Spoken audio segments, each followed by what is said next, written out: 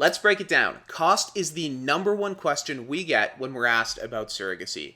So in this next clip, I'm just going to whip it out. I'm going to tell you exactly how much it cost us for the entire process. Let's go. So you touched a little bit on cost and how that is a huge factor when considering surrogacy. I put a question box in my Instagram stories saying that I was going to be talking about surrogacy and if anybody had questions. And the number one question that came up was cost. So whatever you're comfortable with sharing, can you share with us a little bit about costs associated with surrogacy and I guess egg donation, like the whole process to parenthood for you, and obviously how that plays a role in the process? Yeah, of course. Also This keeping is in a mind hot that it's Canada. Yes, exactly, right? Yeah. This is a hot topic. Everyone wants to know how much it costs, and I will just Mhm, come out and say the high-end figure that we paid. It was mhm. 110,000 for us, Canadian. But I've heard of that number being much higher in the States, much higher in different countries, especially if you're an international parent and Mm. it's illegal in your country. A big one is France. You will go to maybe Canada, but then you don't have any coverage for your medical expenses because you're not a Oh, citizen. So that yeah. value can rise up to $500,000. Oh It my is god. extremely expensive. And again, in Canada, you're not paying the people. The money doesn't go to the egg donor. The money doesn't go to the surrogate. These are the medical expenses that you're paying for that are not covered Yeah. because most of IVF isn't covered. Yeah. Welcome to the game show where we see what else you could buy for $110,000. Contestant number one. For the cost of surrogacy, you could buy, wait for it, 275,000 chicken nuggets. How are we feeling about that?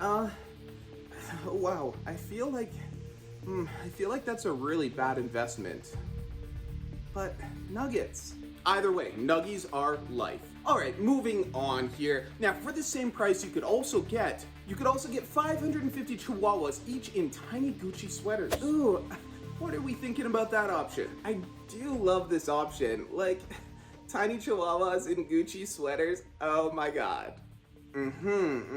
All right. And now round three. All right, this one's wild. For the $110,000, you could literally buy your own fake island on Google Maps. Maybe this one's for me. That's right. You could make an island appear with your name just to confuse historians and cartographers. I mean, it is a really dumb purchase, but it would make me look so cool. And finally, the biggest flex of all, instead of surrogacy, you could literally buy a castle in Europe. That's right, a real castle, complete with turrets, dungeons, and the crushing weight of history. So instead of raising a baby, I could just own a castle? Exactly. And yeah, unlike a kid, a castle won't ask for college tuition. And now I've just recently become aware of some like grants and some nonprofits that do provide some money to people, but I think it's a very small fraction of that cost. So whether you are getting a grant or not, you're still looking upwards of like six figures, Yeah, you which is a gotta huge, really huge want cost. it. Um, Truly. Yeah. yeah.